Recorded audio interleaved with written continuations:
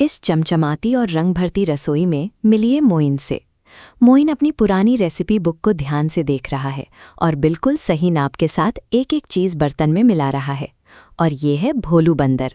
भोलू एक हाथ से छत पकड़कर लटकता है और दूसरे हाथ से मोइन को बिल्कुल सही समय पर ताज़े आम और बर्फ पकड़ाता है।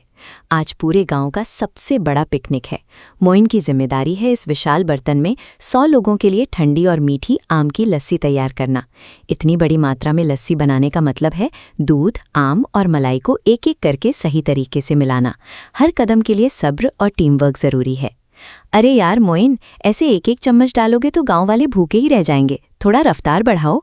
ये मोइन का दोस्त घनश्याम है, जिसे इंतज़ार करना बिल्कुल पसंद नहीं है। जैसे ही मोइन मुड़ता है, घनश्याम अपनी जेब से सुपर बेकिंग पाउडर का एक बड़ा डब्बा निकालकर लस्सी के बर्तन में उड़ेल देता है। बर्तन के अंदर से ज़ोरदार गड़गड़ की आवाज़ें आने लगती हैं। शांत पीली लस्सी अचानक नियॉन हरे रंग में बदलती है और बड़े बड़े बुलबुले उठने लगते हैं। बूम! एक बहुत बड़ा, चिपचिपा और उछलता हुआ लस्सी का मॉन्स्टर बर्तन से बाहर फूट पड़ता है और पूरी रसोई की दीवारों से टकराने लगता है। एक ही पल में मीठी लस्सी का सपना गायब हो चुका है। अब रसोई में सिर्फ एक ही चीज बची है, छत तक ऊंचा ये बेकाबू और चिपचिपा ढेर। रसोई अब एक युद्ध के मैदान में बदल चुकी है। विशाल लस्सी का मॉन्स्टर किसी रबर की गेंद की तरह अलमारियों और बर्तनों से टकराकर यहाँ-वहाँ उछल रहा है। बचाओ मोइन, मुझे बाहर निकालो, यहाँ बहुत चिपचिपाहट है। घनश्याम अपनी ही गलती के बीच में फंस गया है और सीधे उस उछलते हुए मॉन्स्टर के पेट के अंदर खिंच चुका है। घनश्याम उस गाढ़ी लस्सी के अंदर हाथ पैर मार रहा है, लेकिन वो जितना हिलता है मॉन्स्टर उतना ही ज्यादा उछलने लगता है। भोलू बंदर उसे बचाने के लिए अपना दिमाग लगाता है। वो जमीन पर दर्जनों केले के छिलके फेंक देता है ताकि मॉन्स्टर फिसलकर रुक जाए। पर मॉन्स्टर तो जमीन पर टिक ही नहीं रहा, उल्टा मोइन का पैर छिलके पर पड़ता है और वो जोरदार स्लिप होकर सीधे गीले फर्श पर सर्फिंग करने लगता है।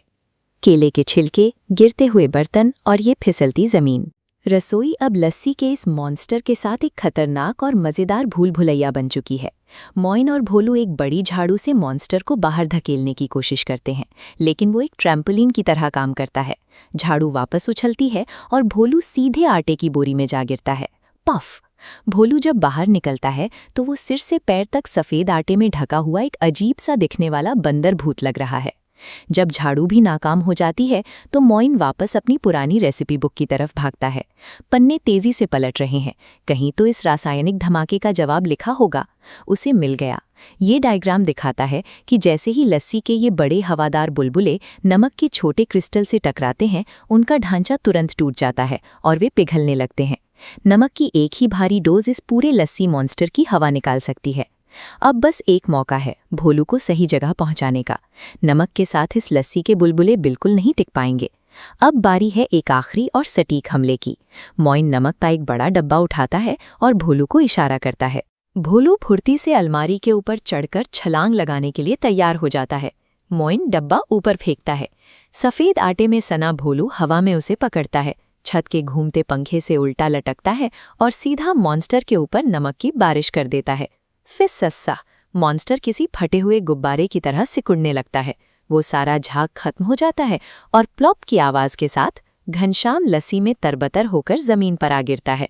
मोइन भाई, मुझे माफ़ कर दो, अब कभी बिना पूछे मैजिक पाउडर नहीं डालूंगा। ये लो मेरी उठक बैठक।